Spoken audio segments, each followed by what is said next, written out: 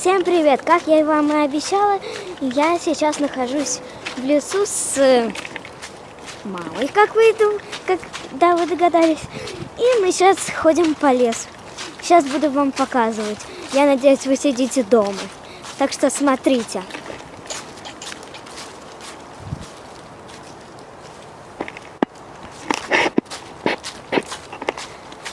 Здесь все так интересно.